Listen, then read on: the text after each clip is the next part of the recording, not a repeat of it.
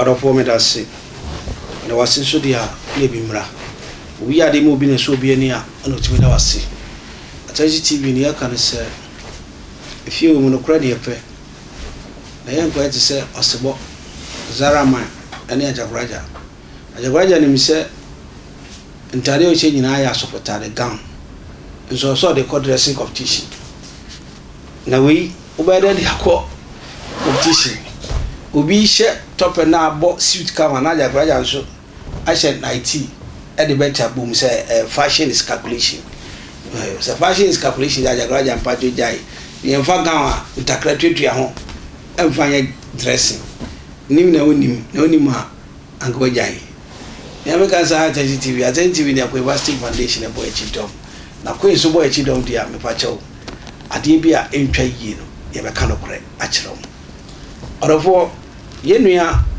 eye Sammy ene Ernest Opoku omutu anamu bi a na ba bi aduru no aye asefem na buhwia nyansanim na ne ameka kire Sammy ne se brother Sammy ye nya atwem o ye hwehwanim o dware num dodo o hyase ame unse otumi ka se Ernest Opoku na kwala Ernest Opoku ye na kwala ye hwakora ehun se Ernest Opoku eto nwum no na che na Kumasi boys mi hu onyame achem achede so mu how to operate it na pay mu as a gospel ministers mo de enwum no esese ni pabrabo be hwe video bi a brother Sammy Ernest Opoku tiwa o hwe no ana hype no mo pe na Sammy akọ ekobi se Ernest Opoku se una oseden no nko ko to kwa ne so mu e ba cho mo ye mema mo so mu ni nyansa se mu jawo na Ernest Opoku ene Sammy omo de bani na who is a man, who is a strong man. Sammy dwana num do my goddess akitiki ya Sammy Ernest Opoku na ya so hwini efiri on ni abeda ho na yas o hwe Ernest Opoku yi okobo ne ma radio station sui efiri on Ernest Opoku ye ntina no asem biom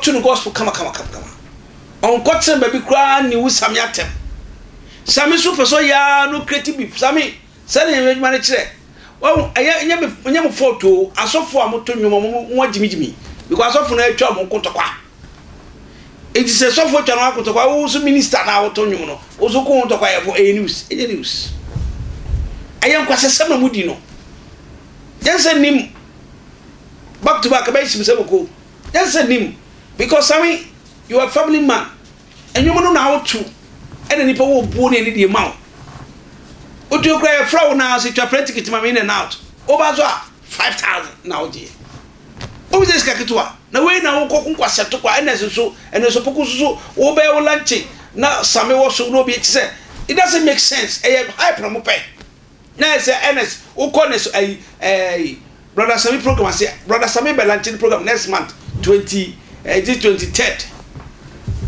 me say Ernest Opoku speech awoso mo ye we na mo de apɛ happen say o Sammy no ne Ernest kono Ernest ba Sammy program ana Ernest Opoku so ye program dia Sammy ba na say at the crowd akọ no mo nyeska we enyamedwo no ye enyamedwuma Ernest Opoku ukoto nyuma kiraboso bi ja ne yiri wajiment roof okofo baba so dem wajiment roof wajai we say woni nyansani eden kwasesem wodi Ernest ne Sammy eden kwasesem na Sammy akasa de we tu no dodo Sammy tu no brother Sammy tu no dodo de happen na mo pe anade na mo hwe Ernest Captain Smart be kana bia chemo because mo niti ni pa hwa mo so upcoming nyum to fo ne ba bi bomrane mi huda nu abaye me Kumasi young girl no punya me mrane a wo brother Sammy gina ho se samba mbrane bi Akwara ni hwe wo sua Nkruasefo Nkruasefo bi fuse na wo de apɛ ha fuse wo Nkruasefo kwa na nyame ba gine boy samba dey mu mienu nyame agine boy samba dey mu nya obi abiem mu nya Agyimi na mu nya Nkruasefo no no di fo back to back ase ba di mi se me ba shim se mako ani wi hwe Agyimi amuji mu de mu hwe Agyimi Agyimi mu bo de me kan ba se me ya bra me di atam mu hwe Agyimi Ernest ene brother Sammy Agyimi no wo de mo nti Ernest, so now Sunday me about program as ya.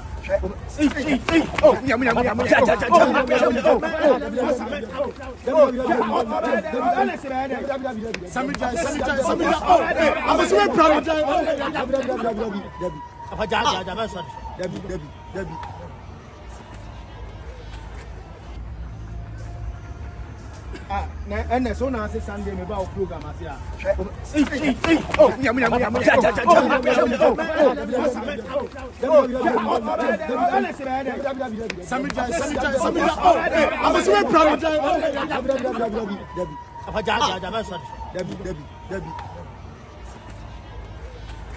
So, who's ever menye?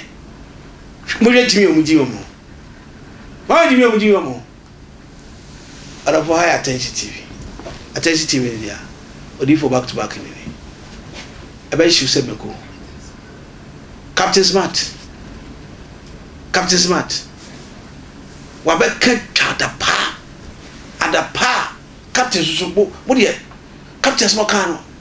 Me Captain no be si na no ya. Me de general. Na no ori hwe Captain so kwa Smart Captain so edi. This is all from Kukonu to Captain so to hwe kwa is kwa Captain so edi. But one video be in am say Ernest Opoku Bro Sammy ko ntokwa. Ba me njini asa wo hwe video na kodu akire a.